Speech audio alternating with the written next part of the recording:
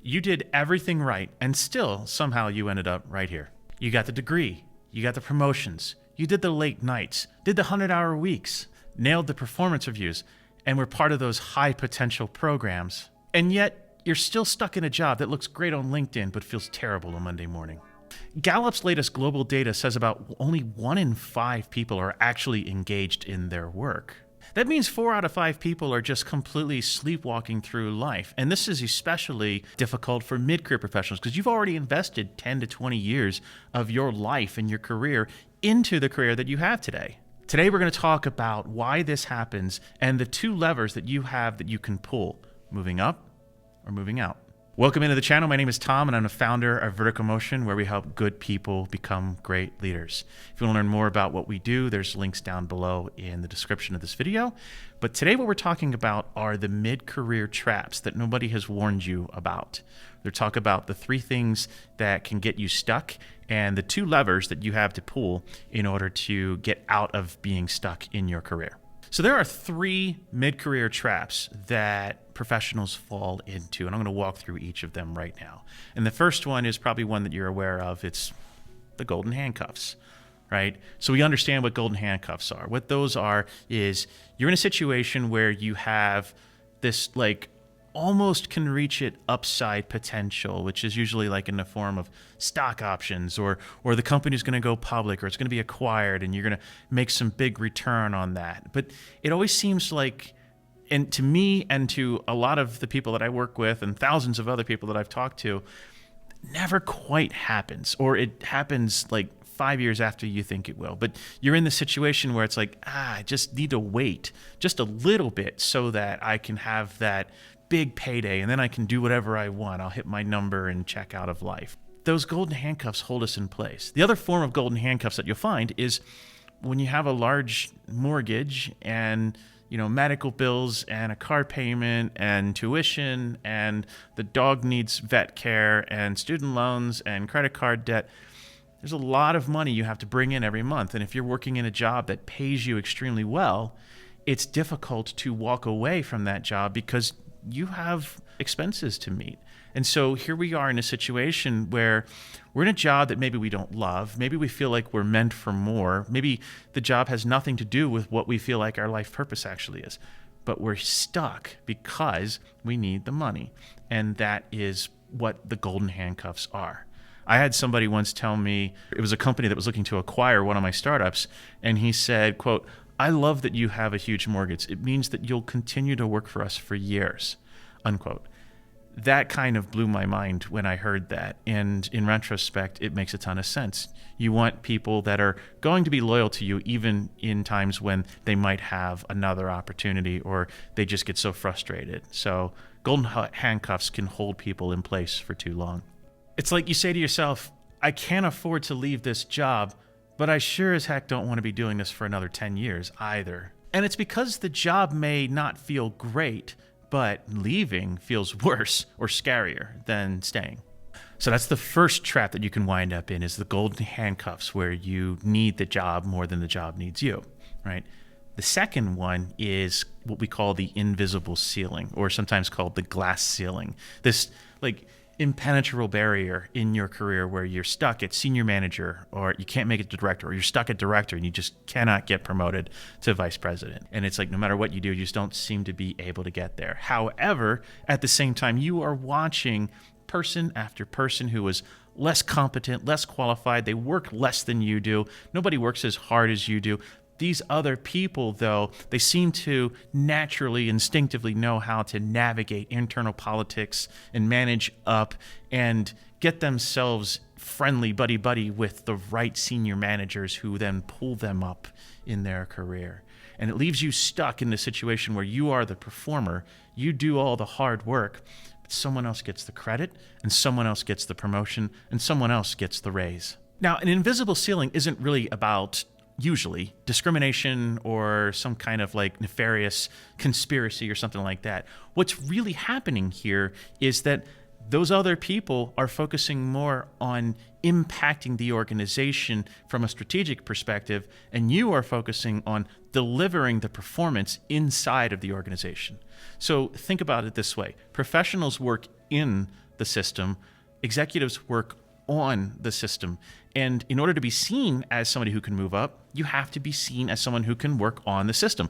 But if you are somebody who is super valuable in a role where you are only being a professional that's doing a great job, well, they're not going to want to move you up from that because that might break the machine, and you're not really demonstrating what they need to see at the higher level anyway. And the reality is that nobody ever teaches this. And the third one is one that you may not actually think about, but I want you to think about this now. It's identity confusion.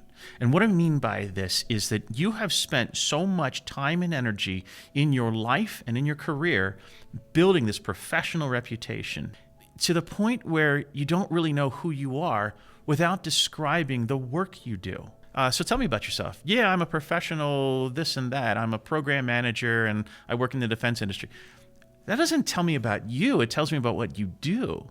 And we have this problem, especially in Western society and here in North America, where we identify so deeply with our job that we kind of lose our identity in the process. And it gets to a point where you're like, who am I? And how do I get out of this, right? And in that situation, in that mindset, you're thinking to yourself, I can either move up or maybe I should become an entrepreneur and move out. And maybe part of you is thinking, maybe I should just burn us all down and go teach yoga in Bali. But see, this inner conflict creates paralysis. You're scrolling job boards, you're talking to people about promotions that aren't going anywhere, and you're kind of like maybe dreaming about starting your own business someday. But you're not actually taking action in deciding who the future you is going to become. So you have no clear identity, no clear action plan, and no clear idea where you're actually wanting to go. So those are the three career traps that a lot of mid-career professionals find themselves in. The golden handcuffs, the hidden ceiling, or identity confusion, right? Like these are the three things that people wind up getting stuck in their career because of. And quite honestly, a lot of people just retire in this state. But that's not necessarily what you want to do because you're here on YouTube trying to figure this out. And at this point, this is where most professionals start looking for hacks, right? They're looking to career hack their way up in their career. They're looking for, quick wins and promotions or a slightly different position or a marginal raise. But if you're honest with yourself, there's really only two levers that you can pull to get out of these traps. Move up or move out. So let's talk about those.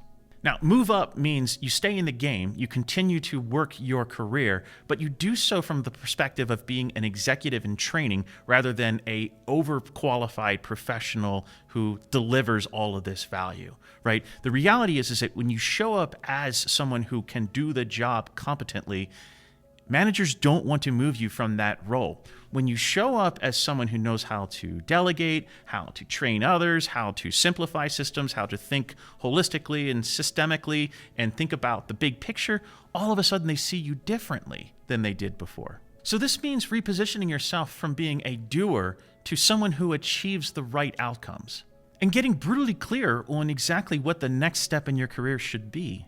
And building the relationships and visibility with executive champions who pull you up into higher level opportunities in your career. And taking on one or two high profile projects that actually move the needle in the P&L for the organization, not just making things tidy on the backside, right? Moving up for you is the right move if you believe that you're going to be able to get more responsibility, more status, more opportunity, more reward for what you're doing, and you're willing to do that inside of the system you're already working in. Now let's talk about the flip side of this, which is moving out. Now this can look one of two ways. One is you move to another organization, another company, and you get another role, and that's an external hire situation, right? So you're leaving your company to go somewhere else. That's something we always think about, and probably you have done that a couple times in your career by now. The other way to do this is to step out on your own, and that's to create a coaching or consulting or fractional expertise company where you are just a free agent and you are literally just working from contract to contract, project to project on your own, doing your own thing. And what you're doing is really based on what you have been doing in your career for the last 15 to 20 years. You're just doing it at a higher level in a fractional way now. Now, moving out trades some short-term security for some long-term autonomy. But the reality is what you're doing is you're stepping out of the illusion that one employer will take care of you forever. And you're not really starting from zero if you think about it. You have those 10, 15, 20 years of experience doing something that you do really well as a professional. You're just going to be doing it slightly differently. You're generating income in a slightly different way, but you're doing the same work. Now, here's the part that kind of hurts, is that most professionals stay stuck in their career, not because they're lazy or incompetent. It's because they don't have a plan for how to move forward in their career. We just take whatever opportunity that seems like the best as it comes along, or we get laid off, we get let go, we get fired, and then we scramble and we market ourselves for like 2 months and reach out to a whole bunch of people like, hey, you got a job, and then we just take whatever shows up. So having no plan means that the best option is to default to whatever the hell you're already doing, and that just means doing the same thing for another year, right? Like if you're employed and you get a job, just like, oh, well, I'll think about this tomorrow. And I can tell you, as someone who almost lost all of my tomorrows, someday tomorrow won't come. And think about where you are right now in your career. Do you want to be right here 12 months from now, this same day? Do you want to be doing the same thing you're doing right now? What are you doing to take action on that? Now, if that sounds like you, it's time to stop being an information gatherer and start being an action taker. And I'm going to show you how to take action right now. Now, I have built something specifically for this, and it's called the Mid-Career Crossroads Assessment. It's a short assessment you can take in about 10 minutes. And at the end of this assessment, you'll know whether you're ready to move up in your career or move out into your next chapter. Now, here's what you'll get when you take it. First, you'll get your dominant trap profile, whether that's the golden handcuffs or the invisible ceiling or that identity confusion that you're dealing with. You'll also get a score that helps you decide whether it's time for you to move up or move out, which is based on your skills, your risk tolerance, and your current runway. And then we'll show you case studies of people like you who have made this transition either up or out in their career. Now, if you watch this far into the video, the odds are you've probably realized this is already costing you your health, your upside potential in terms of income, and your quality of life. So take this next step, not tomorrow, take it today, take it now, and go click on the assessment link down below in the description of this video. Take this assessment and ask yourself honest questions about where you truly are in your career and where you want to go. Do you want to move up? Do you want to move out? Do you want to do something else? This is an opportunity for you to reflect. I have found that a midlife crisis is nothing more than a crisis of meaning. And what a crisis of meaning is, I feel like I'm meant for more than what I'm doing. And if you feel that way, this assessment will help get you started down the right path, whichever path that is for you, to go make real change in your life and in your career. Now, finally, what I'll say is I want to say thank you to everybody who is a subscriber of this channel. As you can tell, the set has changed. The quality of the video is going way up. And I am deeply investing in this YouTube channel this year. I'm excited to really put out some powerful, impactful content. Today is an introduction of this Crossroads assessment. But over the next several weeks and months, I'm going to be delivering a tremendous amount of value. I'm putting a ton of energy into this.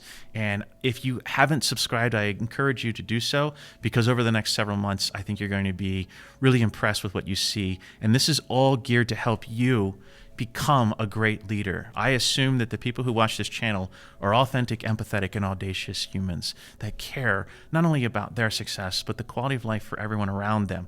If that's you, you should be a leader. And I want to show you how to lead. And there's two ways that I'll show you. One is by moving up and becoming a star executive in an organization. And the other is to move out and become a star business leader, someone who builds businesses and opportunities for others, not just themselves.